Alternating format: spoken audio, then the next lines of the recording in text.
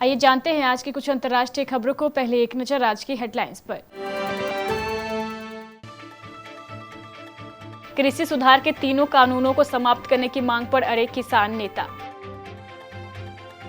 Britain और Bahrain के बाद फाइजर ने भारत में कोरोना वैक्सीन के आपातकालीन उपयोग के लिए मांगी मंजूरी। पश्चिम बंगाल चुनाव में गूंजा CAA का मुद्दा। पश्चिम बंगाल, असम और तमिलनाडु के लिए भाजपा की आक्रामक तैयारी। बिहार, उपेंद्र कुशवाहा के जदयू में जाने की अटकलें तेज।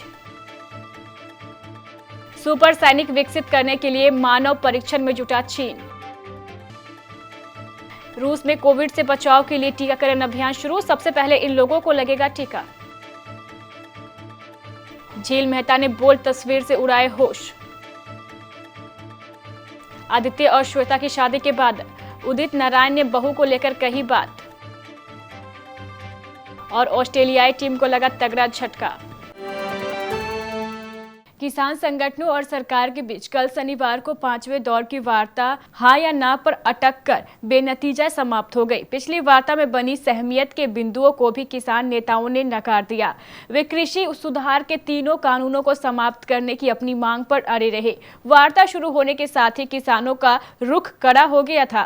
वे कानून में किए जाने वाले संशोधन को सुनने को तैयार नहीं थे। न्यूनतम समर्थन मूल्य की गारंटी समेत अन्य सभी मुद्दों पर कुछ ठोस समाधान के लिए अगली वार्ता 9 दिसंबर को होगी।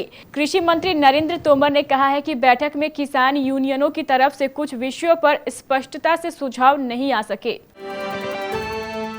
दवा निर्माता कंपनी फाइजर की भारतीय इकाई ने उसके द्वारा विकसित कोविड-19 टीके के आपातकालीन इस्तेमाल की औपचारिक मंजूरी के लिए भारतीय औषधि महानियंत्रण DCGI के समक्ष आवेदन दिया है। फाइजर ने उसके कोविड-19 टीके को ब्रिटेन और बहरीन में ऐसी ही मंजूरी मिलने के बाद यह अनुरोध किया है। आधिकारिक सूत्रों ने बताया है कि दवा नियामक को दायर किए गए अपने आवेदन में कंपनी ने देश में टीके के आयात एवं वितरण के संबंध में मंजूरी दिए जाने का अनुरोध किया है। राजनीतिक दलों के बयान से अब पश्चिम बंगाल विधानसभा चुनाव की तस्वीर धीरे धीरे साफ होती जा रही है। भारतीय जनता पार्टी ने अपने मंसूबे साफ कर दिए हैं। बंगाल चुनाव को वह बड़े ही आक्रामक ढंग से अपने चिर परिचित अंदाज में लड़ने जा रही है। इस विधानसभा चुनाव में बीजेपी CAA, राष्ट्रवाद और ममता सरकार के कथित भ्रष्टाचार को मुद्दा बनाते हुए उसमें हिंदुत्व का तड़का लगाएगी। बिहार और फिर हैदराबाद के गढ़ में महत्वपूर्ण सफलता हासिल करने के बाद भाजपा के हौसले बुलंद है।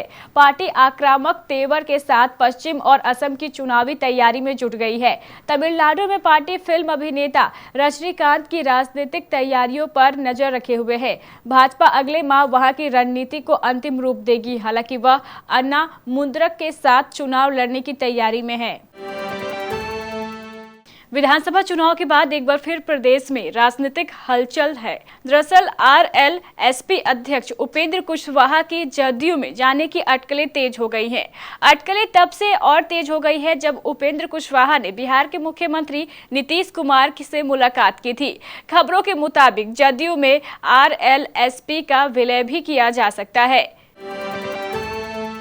अमेरिका के एक शीर्ष खुफिया अधिकारी ने बताया है कि चीन जैविक रूप से संवर्धित क्षमताओं वाले सुपर सैनिकों के विकास के लिए पीपुल्स लिबरेशन आर्मी पर परीक्षण कर रहा है। अमेरिका के राष्ट्रीय खुफिया विभाग के निर्देशक जॉन रैडक्लिफ ने वॉल स्ट्रीट जर्नल में लिखे एक लेख में यह दावा किया है। इसमें उन्होंने कहा है कि चीन अमेरिका के लिए एक प्रमुख राष्ट्रीय खतरे के तौर पर उभर रहा है।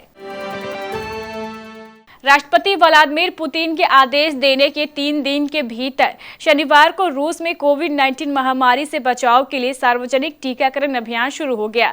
सबसे पहले डॉक्टरों, शिक्षकों और ज्यादा खतरे झेल रहे अन्य लोगों को वैक्सीन दी जा रही है। इस प्रकार से रूस कोविड से बचाव के लिए टीकाकरण शुरू करने वाला दुनिया का पहला देश बन गया है।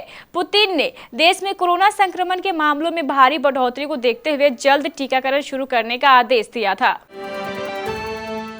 तारक मेहता का उल्टा चश्मा शो आज भी पहले जैसे ही दर्शकों के बीच लोकप्रिय है। शो को 12 साल हो चुके हैं। इस दौरान कई कलाकार बदल गए हैं, लेकिन फैंस को अब भी सारे एक्टर्स बखूबी याद है। इसमें से एक झील मेहता है, जिसने सबसे पहले सोनू का किरदार सोशल मीडिया पर निभाया था। इन सभी एक्ट्रेस की एक तस्वीर खूब देखी जा रही है। आत्माराम भिड़े की बेटी सोनू भिड़े का रोल सबसे पहले झील मेहता ने निभाया था। झील काफी पहले तारक मेहता शो को छोड़ चुकी हैं, लेकिन फैंस उन्हें भूले नहीं है। एक्ट्रेस सोशल मीडिया पर खासा एक्टिव रहती है। उनके इंस्टाग्राम पर उनकी बेहद खूबसूरत तस्वीरें हैं, जिसे देखकर आप भी उन पर फिदा हो जाएंगे। इस बीच झील की एक और तस्वीर खबरों में है। इस तस्वीर में वो ब्लैक ड्रेस में दिखाई दे रही हैं।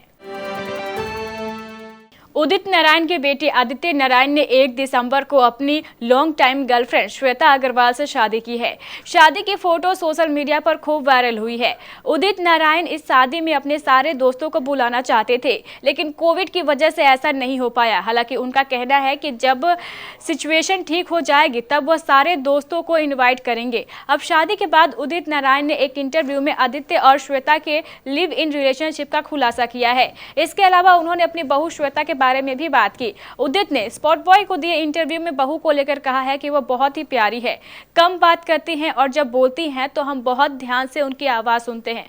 हमें आदित्य के लिए कई शादी के रिश्ते आए। फिर आदित्य ने अपनी मां को बताया कि वह श्वेता से शादी करना चाहते हैं, जिनके साथ वह काफी सालों से रिलेशन में है। मैं खुश था। उदित ने आगे कहा, मैं चाहता था कि मेरे बेटे की शादी में सभी दोस्त आए, लेकिन कोविड की वजह से ऐसा हो नहीं पाया। सिडनी क्रिकेट ग्राउंड में खेले जाने वाले दूसरे T20 मैच से पहले ऑस्ट्रेलियाई टीम को तगड़ा झटका लगा है। तेज गेंदबाज मिशेल स्टार्क T20 सीरीज से बाहर हो गए हैं। रिपोर्ट्स के मुताबिक स्टार्क अपने परिवार के एक सदस्य के बीमार होने की वजह से ऑस्ट्रेलियाई टीम के साथ कैनबरा से सिडनी नहीं पहुंचे। ऑस्ट्रेलिया के स्टार्क के रिप्लेसमेंट के तौर पर अभी किसी खिलाड़ी को नहीं चुना गया है।